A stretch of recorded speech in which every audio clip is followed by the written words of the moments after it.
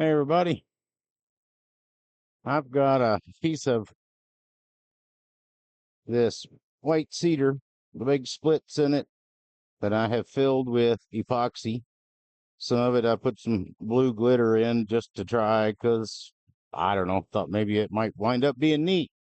Experiments abound here in the workshop. So you can see all the filler. I already turned just a little so I could get it mounted in the chuck, get it mounted as straight as I could. Um, so I'm going to try to do this on one cut. I think I have everything here. And the first thing I'm going to do is square up this end and get that squared and get it marked for the recess. And then I'm probably going to go ahead and try and get the recess in it before I start making shape and taking material out. This is, like I said, it's just a little over 21 inches long. And there's, not quite half an inch in the chuck. So it'll wind up being probably just under 20 inches by the time we're done with it. Now what do we got? Because I got to take off a little bit on both ends. So this is a 16-inch rule. So there's 16. That, all right, and then that'll make it 20 to there. So I'm gonna try and turn this into a pillar just because that's what's on my mind lately. It's kind of fun doing. And yeah, so here we go. I'm gonna use this skew here and see if I can clean this end up. We'll see how all this hot glue and epoxy turns. That down there was fine. I'm gonna go into it easy here. Just see if I can make this thing true round. Just true it up and see what I've got left to work with. So this end is round. There's still a bunch of stuff over there. But I'm going to take the point of this skew and just run it right down the end. Give me a nice square end on this. And we'll turn it way down.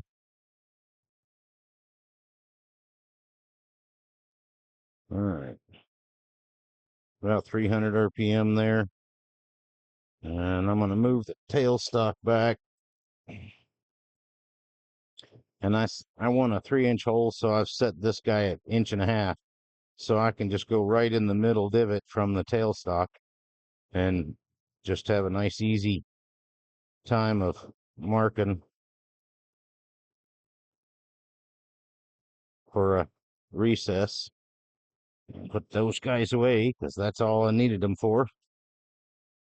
And I'm going to use my pencil to darken that line so I can see it. I know you can't see it on the end because, well, I don't have the camera angle for that.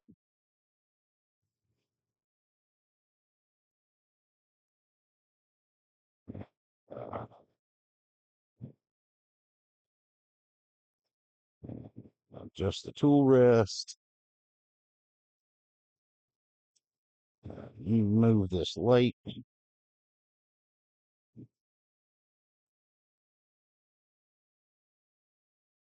And not whack the camera. There we go. All right. So I'm going to get my 3/8 bowl gouge.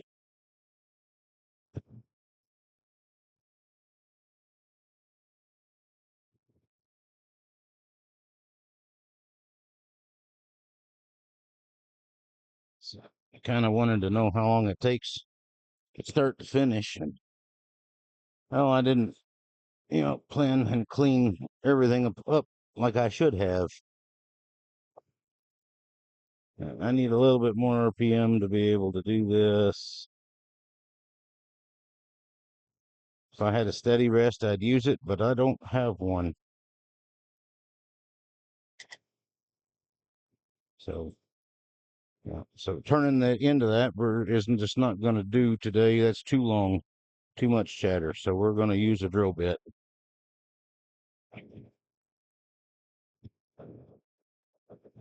So we'll pop the live center out, and I'll get this back down to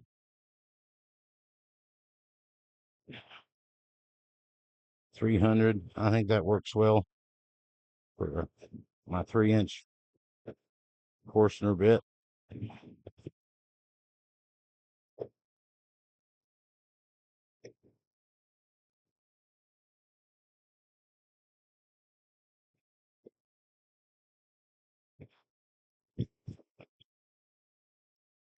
So I wasn't as ready as I thought I was. But we're gonna just keep on keeping on.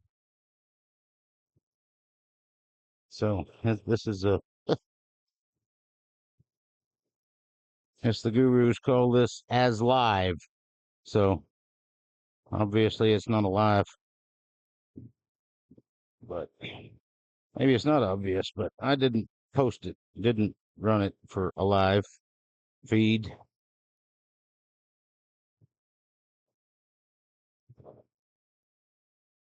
I'm just trying to see if I can do a straight cut, because maybe I want to do a live at some point. 350.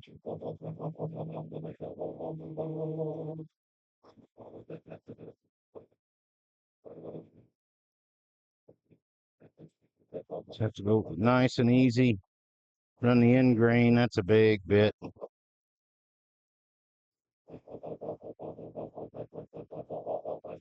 Got a little wobble, so it's going to be a little bit more than 3 inches. And that's okay. The candles will still fit in there just fine. They don't have to have a grip fit.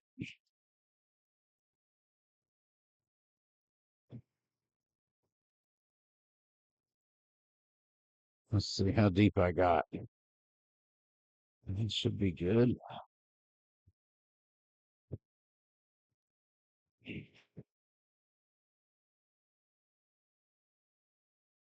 Cool.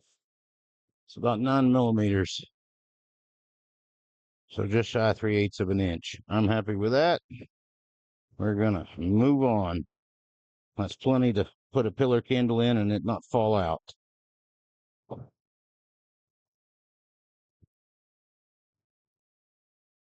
So I'm gonna bring my tailstock back up to this sucker, because it's really, really long. And of course the Forstner bit leaves a nice divot for that tailstock to center in on. Bring my tool rest back up. And I'm going to work on the top section. The last one I did, I made a nice tulip shape. And I think that was really nice. And I think I'm going to try it again on this one. Yeah, not exactly, but something similar.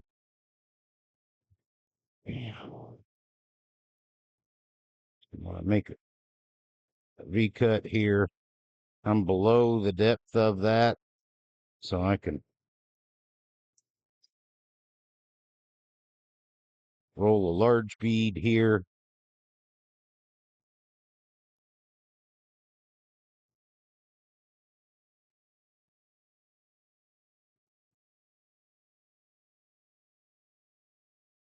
I like the shape of that. We're going to slow it down so I can stop it here so I can get a look at the fill mechanism here.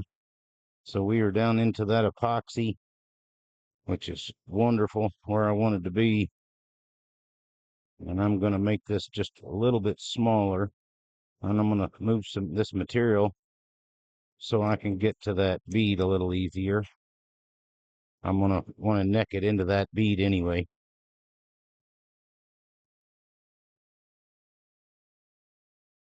Okay.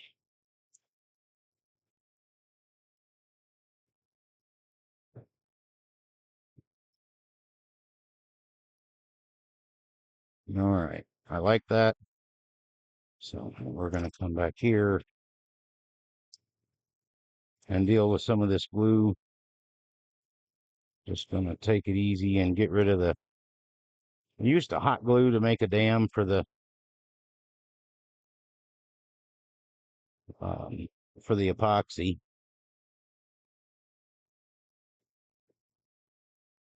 Okay, I found the bottom of the bead.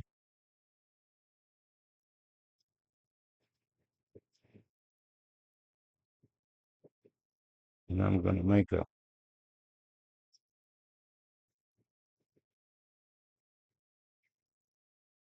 cove there.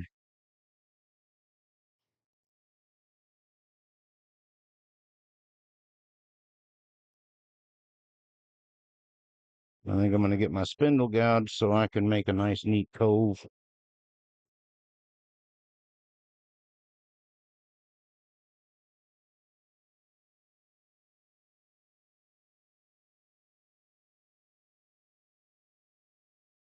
Because I want this to have a really nice lift to it to present that candle.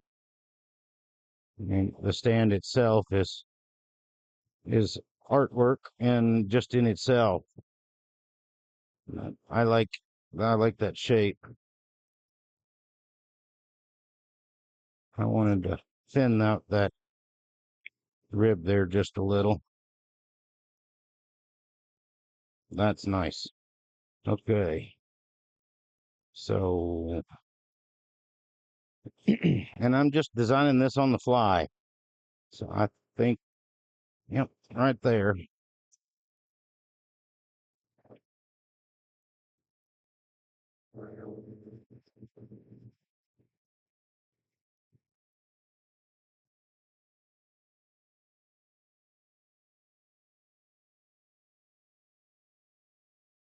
So that took care of that. I've still got a little bit of a high spot there.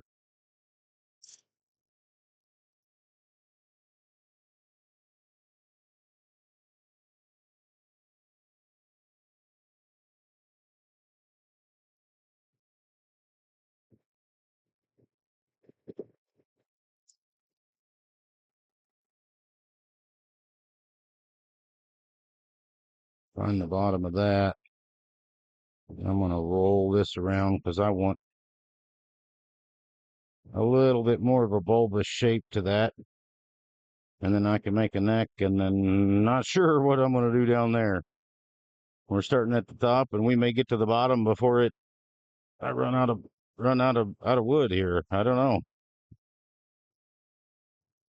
You know, it's kind of just part of the process, at least my process. Just it's how they're all unique. If I can figure out how to do this in a form to use the entire thing, that would be really cool.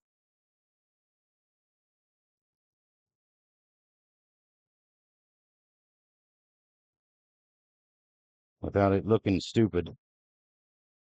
Um, so we'll do a larger base because it's need more mass for the height. And I think I'm going to let that, and I'm going to drop that right. So there's a part line.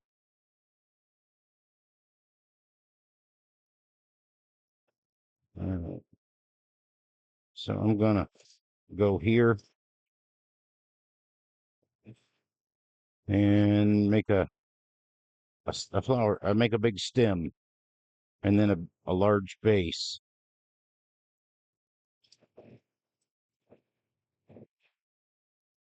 How many days I'll get a longer tool rest? It's-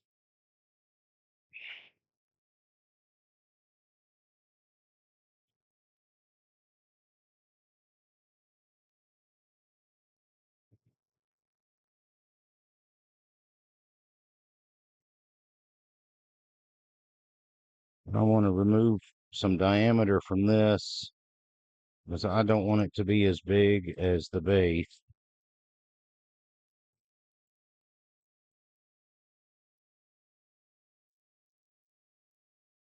That looks good. I'm going to roll that over.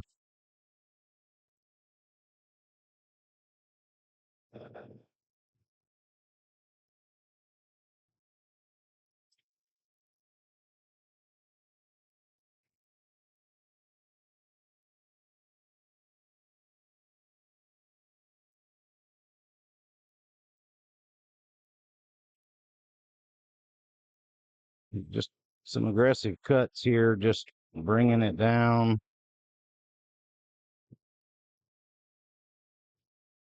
Because I want to visualize the shape of this as I go.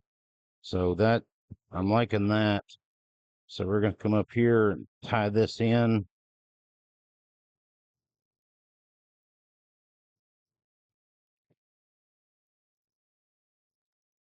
And you can really feel that epoxy.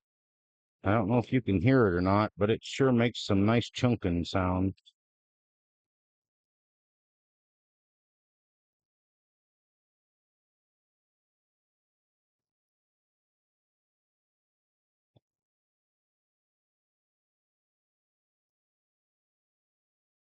All right.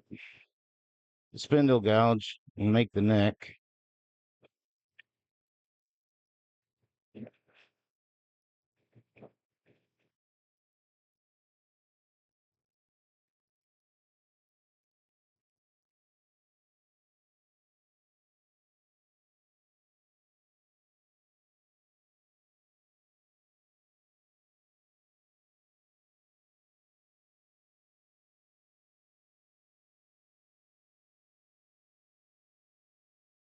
Okay, that's where we're going to try and tie it in. So I like that. I like this.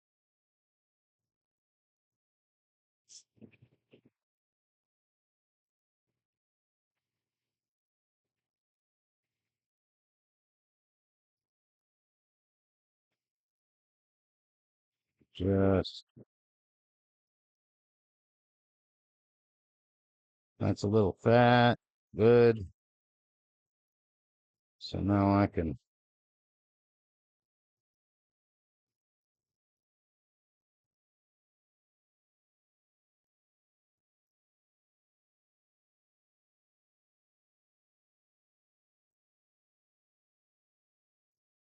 I'll be darned. Need to sharpen up this tool. A lot of wood.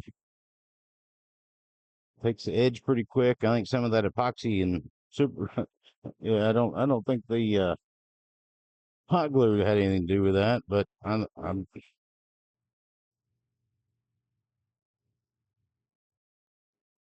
between this cedar and that epoxy.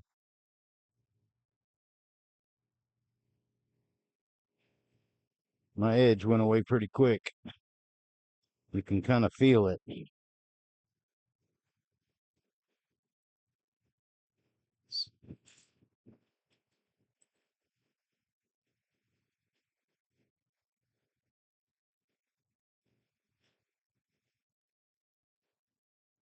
Beautiful. I'll just bring that down to make it meet. I was kind of thinking about putting another detail in the middle.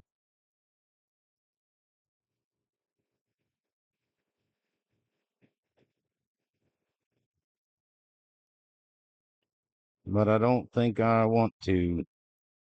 I think I just want to leave this just as it is.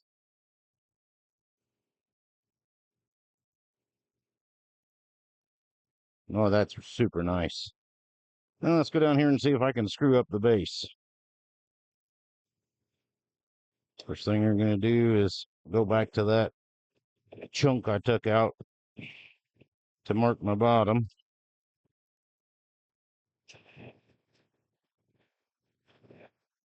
So I'll have to get my parting tool out to get this guy off.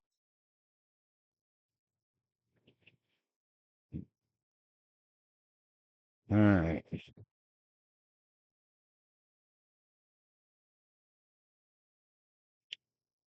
So we're going to make a large cove here.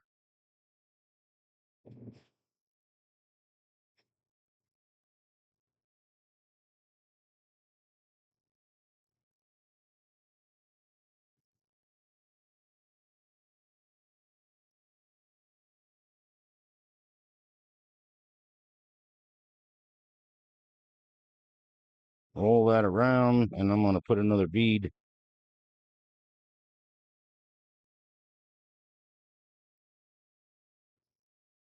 right here. Bead off the just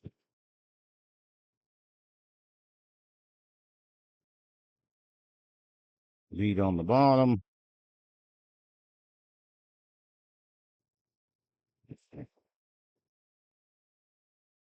And I'm going to bring that in.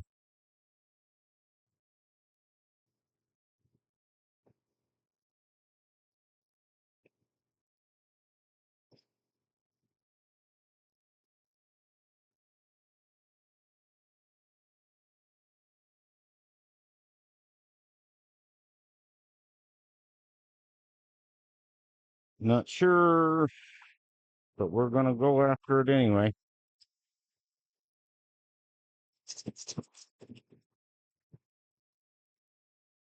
I sure hope this filler worked out good. Okay.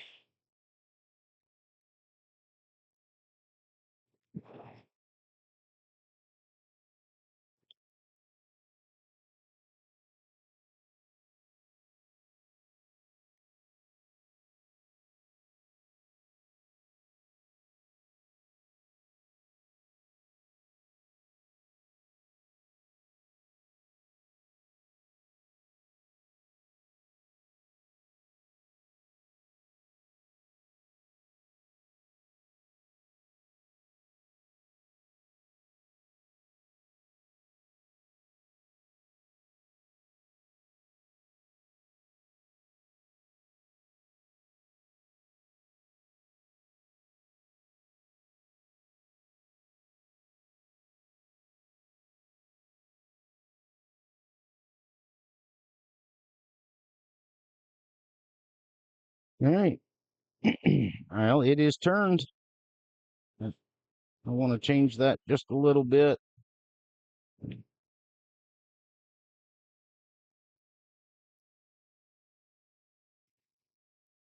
I want it to be just a little bit more round than it is. Just right there into that. Beautiful. I like that.